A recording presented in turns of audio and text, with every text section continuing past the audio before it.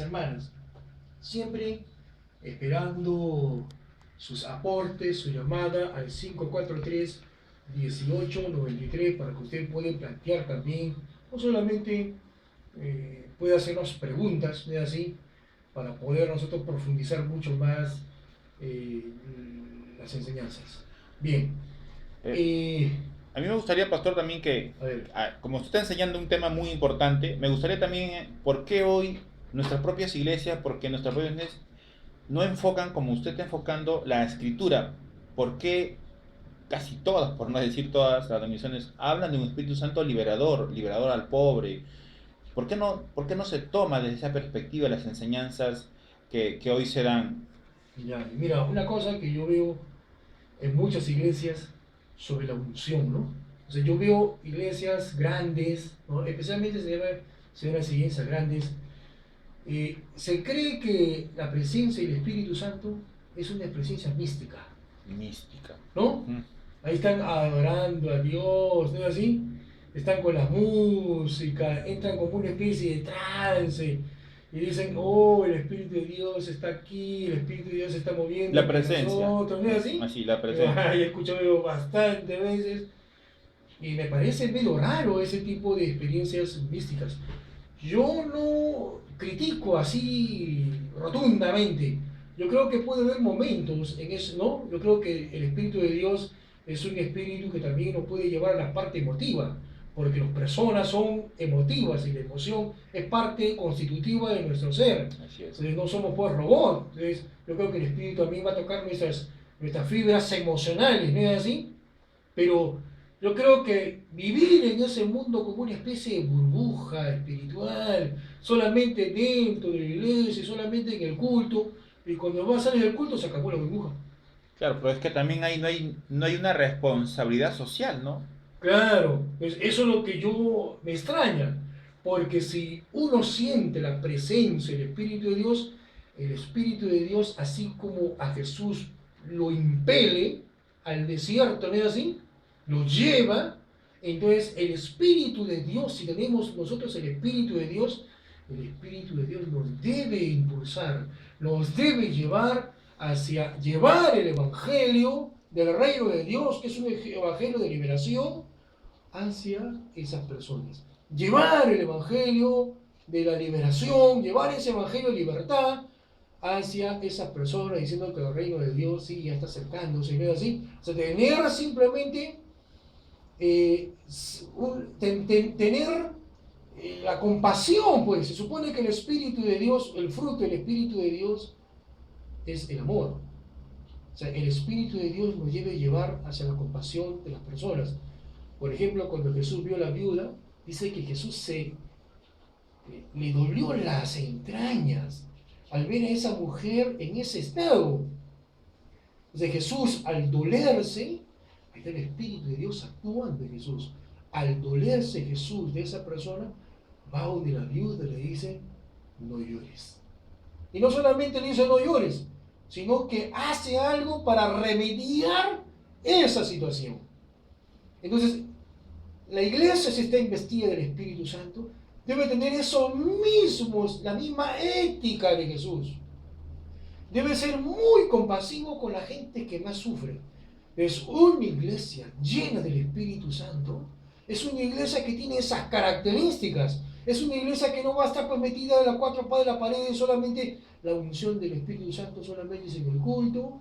Ay, qué bonito, estamos ahí todos como están en la burbuja, como estuvieron en el cielo. Terminó el culto y dicen, qué extraordinario estuvo el culto, sentimos la presencia del Espíritu de Dios, pero no hacen nada para la gente de lo que viven afuera. Pero son experiencias para mí no cristianas, no son experiencias válidas, porque si ellos experimentan realmente el Espíritu de Dios, es una transformación profunda de todo su ser. Entonces el Espíritu de Dios simplemente debe llevar a esas personas que han tenido esa experiencia, los deben llevar a ser muy compasivos, los debe llevar a andar con las personas, esas personas con las que Jesús anduvo, ¿no? Con las personas marginadas, Oprimidas. con las personas oprimidas, darle esperanza, porque el Espíritu de Dios te va a llevar a hacer eso. Eso no es parte de nuestra naturaleza. Nuestra naturaleza es como el mundo. O sea, las personas que sufren, que es un problema de ellos, ¿no es así? Que las personas que están ahí marginadas, bueno, pues yo paso y sigo nada más. No me interesa y no siento no tengo conciencia ni dolor social por esa persona, yo paso nomás. Esa es la gente del mundo. Esa es la gente que no tiene el Espíritu de Dios. Pero una gente que tiene el Espíritu de Dios, ha sido transformado por Dios y tiene el Espíritu de Dios, no es igual. Ese es un extremo. No, es que el mundo está así, no tengo ninguna responsabilidad, no digo nada, no pido nada, ya, que pase lo que pase. Y es un cristianismo extremista que ya no asume ninguna responsabilidad, opinión, no, guarda silencio ante todo, ante la injusticia, ante la opresión, ya se queda callado, no dice nada. Como dijo Marx, ese tipo de religión no sirve para nada. Es decir, que es el opio, solamente van ahí para tranquilizar sus ánimos. O sea, van a las iglesias para llenarse su vacío interno. Es como, la iglesia hoy como un mercado, ¿no? Yo voy a llenarme ese día. Una vez que estoy lleno, ya me regreso a mi casa llenecito. Lo demás no me interesa. O sea, ya, en la semana me voy vaciando, ¿no es así? Voy a la iglesia para llenarme. Oye, qué bonita estuvo esta noche. ¿Sentiste eso? ¿Sentiste La presencia de Dios. Va a su casa y no hace nada, hermano. No se preocupa por la gente, no tiene compasión por la gente. Oye, ¿qué tipo de iglesia es eso? Eso como Mar va a decir, oye, es una iglesia que está en el opio, nada más. O sea, yo vendí para... Pero se usa que el Espíritu Santo los ha renovado, los ha tocado, está la presencia de Dios, como que si la Shekinah aún estuviese en la tierra ante ellos. Y se sienten pues, así. Sí, pues, yo pondría en duda realmente si realmente esa experiencia es una experiencia del Espíritu Santo de Dios o más bien es una cuestión de psicología en masa. Psicología de masas. ¿No es así? Algo O sea, místico. claro, o sea, como todo yo también quiero sentir y todo el mundo está ahí en ese plan. Y después sale y se siente bien consigo mismo, pero no tiene ningún compromiso, no como tiene encapsulado, fruto, ¿no? no tiene frutos externos. No tiene fruto externo, interesante. ¿No es así? O sea, que no da frutos esa persona. Solamente tengo paz, paz y paz y paz, ¿no? Algo muy individual, muy egoísta. Tengo paz, tengo paz. No, así no actúa el Espíritu de Dios. El Espíritu de Dios es un espíritu comunitario. Mira lo que dice el libro de Filipenses, capítulo 2. Si algo vale, capítulo 2, versículo 1 de Filipenses. Si de algo vale la advertencia hecha en el nombre de Cristo, si algo sirve una exhortación, voy a repetir, si de algo sirve una exhortación nacida del amor, si vivimos unidos en el Espíritu une, el Espíritu forma comunidad, el Espíritu de Dios no forma personas individualistas, el Espíritu de Dios forma comunidad, es un signo importante. El Espíritu de Dios te quita todo tu yo, te quita todo tu egoísmo y hace a una persona que viva en un nivel comunitario, hace que una persona se preocupe por la comunidad. No es tan importante mi persona, no soy tan importante yo, sino más importante la comunidad, más importante ese favor de la humanidad, más importante vivir en comunidad. Pablo dice en el libro de Corintios capítulo 14, no busquemos o busquemos mejor aquellos dones que edifican la iglesia, o sea, dones comunitarios, y es el de profecía, porque la profecía edifica la iglesia. Y si tú hablas en lengua, es un don personal que en tu casa hablando en lenguas, porque en la iglesia son manifestaciones comunitarias. En la iglesia no se vive una forma personal, en la iglesia no se vive una forma egoísta, en la iglesia se vive una forma comunitaria, porque el Espíritu nos formó ya un espíritu comunitario. Ya no vivo por mí, vivimos en la comunidad, vivimos para la comunidad, así como Cristo lo fue. Entonces, dice Filipenses capítulo 2, versículo 1, si vivimos unidos en el Espíritu, vivimos unidos en el Espíritu, si tenéis un corazón compasivo, dadme la alegría de tener los mismos sentimientos compartiendo un mismo amor, viviendo en armonía y sintiendo lo mismo. Eso hace el Espíritu de Dios. No hagáis nada por rivalidad o vanagloria. Eso hace el Espíritu de Dios. Sed, por el contrario, humildes y considerad a los demás superiores a vosotros mismos. Eso hace el Espíritu de Dios. Que no busque cada uno su propio interés. Que no busque cada uno su propio interés. Yo he visto personas que han dicho que yo soy primero. He visto en iglesias que han enseñado diciendo, no, primero eres tú y después los demás. ¿Qué tipo de enseñanza es eso? Esa enseñanza no viene de Dios. ¿Qué dice el apóstol Pablo? Que no busque cada uno sus propios intereses, sino el interés de los demás. Tened pues los sentimientos que corresponden a quienes están unidos en Cristo Jesús. O sea, esos mismos sentimientos los tenía nuestro Señor Jesucristo. Entonces, el Espíritu de Dios nos forma. El Espíritu de Dios nos hace vivir de una forma comunitaria. ¿No es así? Nos hace humildes el Espíritu de Dios y nos hace simplemente vivir en una forma armoniosa. Eso es lo que es el Espíritu de Dios. Y sobre todo nos hace tener compasión hacia las personas. Y como tenemos el Espíritu de Cristo, esa compasión se vuelca a las personas que más necesitan. Y no es un amor sentimental. Los amores sentimentales no sirven para nada, porque no hacen nada. Jesús tiene tres tipos, en la Biblia no solo hay tres tipos de amor: el ágape, el amor filo y el amor eros. Hay otro tipo más, pero el amor eros es el amor entre esposos, ¿no es así? Así es. El amor filo es el amor entre familia. Entre amigos. Entre amigos, entre hermanos, entre hijos, ¿no es así? Así Ya, es el amor filo. Hay otro amor que es superior, que es el amor ágape.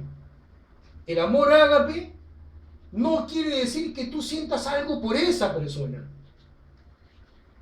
El amor ágape nos impele a hacer algo aunque yo no sienta nada por esa persona. Interesante. ¿No es así? Las personas quieren sentir algo para hacer algo, ¿no es así? No, en el amor ágape es un amor incondicional. No es que yo sienta o no sienta, es un amor incondicional. Es una orden del Señor. Yo tengo que amar. El Espíritu de Dios me lleva a amar, aunque yo no sienta nada, me lleva a hacer esas cosas, me lleva a hacer obras de amor hacia las otras personas, especialmente las que sufren. Eso hace el Espíritu de Dios. Entonces, las campañas, estas guerras espiritual, la llenura del Espíritu Santo, el sello del Espíritu Santo, el fuego, reconcíliate con el Señor en tu nuevo Son amor, tradiciones estás de las vacío del Espíritu. Son tradiciones de las iglesias. Pero esas tradiciones de la iglesia tienen que ser confrontadas con lo que dicen las Escrituras. ¿No es así? El Espíritu de Dios, si usted tiene el Espíritu de Dios, tiene que dar fruto tarde o temprano.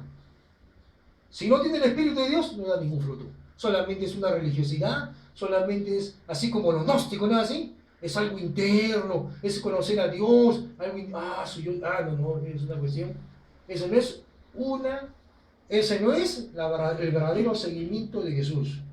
El verdadero seguimiento de Jesús es un vuelco hacia el otro. Es una transformación liberadora que busca liberar a otros, entonces. Te va a liberar primero a ti de tu egoísmo, de tu individualismo, Amén. para que tú puedas ayudar a las demás personas. Así esas personas no sean de mi agrado. No importa, no hace excepción de personas. Dice, en los evangelios dicen, ¿Está fuerte eso? claro, los evangelios dicen, Dios bendice al bueno como al malo. Como el sol, como la lluvia. Dios no hace excepción de No personas. hace excepción de personas. Ese es el que tiene el Espíritu de Dios. Nosotros tenemos que aprender a hacer no excepción de personas Así es. y liberar a otros. Si tenemos el Espíritu de Dios, nos va a ser hijos de Dios. Y si somos hijos de Dios, tenemos que tener el carácter de Dios. Si Dios no hace excepción de personas, los hijos de Dios también no hacen excepción de personas. Y eso es fruto del Espíritu de Dios, que actúa en nosotros, porque si no tuviéramos el Espíritu de Dios, somos totalmente egoístas. Totalmente egoístas. Nunca ayudamos a la gente. Solamente nuestro propio interés, pero nunca el interés a los demás. El interés hacia los demás, un vuelco hacia los demás, es a que algo ha pasado en esa persona. O sea, el yoísmo es lo que hace daño. Claro, ese yo, ¿es así? Así es.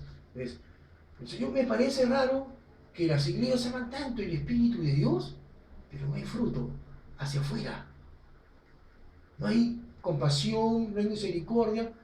Es cierto que nosotros capaz no podemos hacer muchas cosas hacia las personas que, porque a veces necesitamos cuestiones económicas, ¿es así? Así es. Para poder, pero tampoco no podemos hacer una persona que siempre esté ayudando a la gente como si fuéramos como qué, como una como un banco, que siempre, donde ni siquiera el banco, sino como una institución de beneficencia. No, yo creo que la iglesia puede hacer muchas cosas por las personas, capaz no dándoles todos los días de comer, pero sí dándoles trabajos. La iglesia puede hacer a favor de las personas muchas cosas, dándole trabajo, creando empresas, ¿es así? Hay iglesias que son grandes, hay iglesias que tienen poder económico.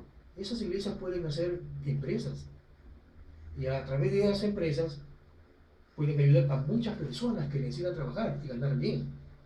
¿No es así? Ganar un sueldo digno.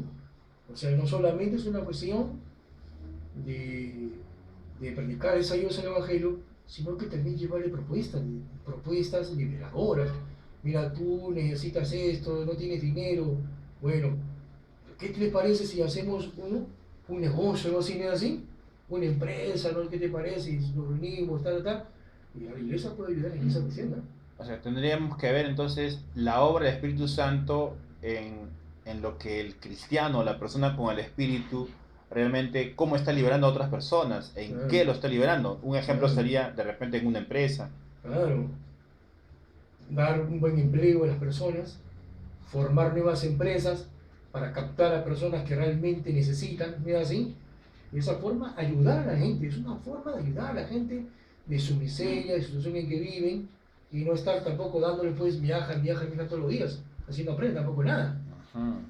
Yo creo que la iglesia debe pensar un poco más, debe irse un poco más adelante. Si nosotros queremos ayudar a esa viuda, capaz nos demos la fuerza de la resurrección, porque Jesús no resucitó al jovencito, y se lo hizo mal, capaz no todas las iglesias tienen ese poder de la resurrección, pero hay tantas viudas que la iglesia tiene que ayudar, tiene que hacerle sentirla bien, ¿no Claro, es así? claro, que el Espíritu Santo también no deja de cumplir su misión, de Claro, transformar la vida, de salvar la vida, de sanar la vida. claro. Y sanar en todo sentido de la palabra, ¿no es así? Sanar a tantas personas que sufren tantas cosas, maltratos, ¿no? Marginación. La iglesia tiene que ayudar en eso. La iglesia tiene que crear escuelas. La iglesia tiene que crear centros de ayuda. Son formas que la iglesia obra físicamente. Yo he dicho siempre que la salvación para Jesús la salvación es una salvación materialista. Jesús es materialista. Para Jesús la salvación es externa. Externa. ¿No es así? Cambio de la sociedad. El reino de Dios es un cambio total. Ya no hay pobres, ¿no es así? Ya hay justicia, hay pan para todos, las deudas son canceladas. Es el reino de Dios, un reino materialista, un reino visible, no es un reino solamente de salvación espiritual interna. Para Jesús la salvación es totalmente externa. Es un Entonces, cambio de reino. nos está diciendo que cuando un cristiano realmente se ha convertido a Jesús, su vida debe transformar no solamente personalmente, sino debe ver que alrededor, si tiene algún cargo, es político, es Así es. empresario, tiene los medios económicos, no necesariamente por ser pastor, sino por el hecho de ser cristiano, haber recibido, ya debe transformar. Su sociedad, ser parte de la transformación de su sociedad, ¿no Y es si es así? político, Y alcalde, mejor todavía, ministro, escucha, que mejor debe todavía. transformar, debe Así llegar. es, así es. O sea, no solamente debemos conformarnos en la cuestión espiritual, sino que también la iglesia debe buscar tener participación social, participación política, ¿por qué no decir así también? Es un cambio de las cuestiones físicas también, ¿no? O sea, la salvación no es una cuestión interna, pues. La salvación es plena y total. Para Pablo la salvación era liberarnos del pecado, que es algo interno. Claro. Para Jesús la salvación es el reino de Dios, lo externo. eso externo y lo interno, uno tiene que saberlo trabajar. Lucas trabaja esas dos cosas. Lucas trabaja en el capítulo 8, cuando Felipe está predicando en Samaria, hay una cuestión interesante. Lucas, Felipe, del Evangelio de Lucas, del Hecho de los Apóstoles, él habla dos cosas. Dice que ellos predicaban el reino de Dios y el nombre de Jesucristo. En el último capítulo de Hecho de los Apóstoles, el último capítulo, el último versículo, cuando Pablo está en Roma, Pablo también dice, y enseñaba el reino de Dios y el nombre de Jesucristo. Las dos cosas van unidas. La salvación es externa, pero también es interna. O sea, no solamente es una cuestión interna. Ahora, eso externo tiene que visualizarse, pues. Yo creo que las iglesias deben meterse en ese mundo de la política, porque también la iglesia es parte del desarrollo de nuestra nación. La iglesia tiene que inmiscuirse, la iglesia tiene que ser parte del desarrollo de la nación, no solamente moral, sino también en lo que es ética, ¿no? Justicia. Una ética gubernamental hacia los pobres, primero. Una ética gubernamental que se interesa por esos ancianos que están haciendo cola de madrugada en la calle para recibir su miseria. De los ¿no? necesitados. Claro, esos ancianitos que están en la calle, los jubilados. 2 de la mañana, ¿cómo es eso? La gente que está en la calle, sí. ¿Cómo la nación, el Estado, puede permitir esas barbaridades? Los ancianos para cobrarse esto, no sé qué cosa, ¿no? De jubilación, 2 de la mañana, 3 de la mañana afuera, muriéndose de frío. Ese no es el Estado. La iglesia es conciencia. La iglesia debe marcar eso. No, prioridad a esos ancianos. Hay que darle prioridad a esos ancianos, hay que darle mejor calidad de vida a esos ancianos, a esas viudas. No hay que tratarlos así. A esos ancianos en su salud hay que darle lo mejor, ¿no es así? Entonces, el cristiano puede hacer eso. En la política el cristiano puede hacer esas cosas, dar prioridad a esas cosas. Jesús era muy realista. Jesús cuando predicaba sobre sus realidades que en su mundo vivía. La iglesia tiene que ver las realidades en que uno vive. Y a través de esas realidades uno tiene que mostrar, cambiar y transformar esas realidades. Entonces la iglesia es parte del desarrollo del Perú. Si la iglesia no hace nada, ¿qué cosa queremos que el Perú progrese? ¿Cómo va a progresar? Entonces, en parte está bien que las iglesias se preocupen en la conducta humana, el cambio humano Claro. de la persona, pero no deben descuidar tampoco que hay un rol de la persona, que el Espíritu Santo también motiva a la persona, porque si se ha sido transformado para bien, también debe hacer bien. Claro. Debemos buscar el bien de todos. Y si tiene poder para ejercer eso, mucho mejor. Jesús dice, el que quiera ser alguien entre vosotros, sea el servidor de ustedes. Ajá. Jesús no niega que uno puede llegar al poder, pero si tú llegas al poder, tienes que aprender a servir a los demás. O sea, una persona que tiene el Espíritu de Dios y llega al poder, esa persona que llega al poder va a servir a las demás Claro, personas. es lo que decía al inicio, ¿no? Que nosotros hemos espiritualizado la opresión espiritual y nos hemos olvidado de que hay una opresión del pobre, del necesitado, claro, que no tiene, que no le alcanza, que le hace falta, que necesita tener. Y esa es parte también de la iglesia. Esa es parte de la misión de Jesús, ¿no es así? Eso fue parte de la misión de Jesús.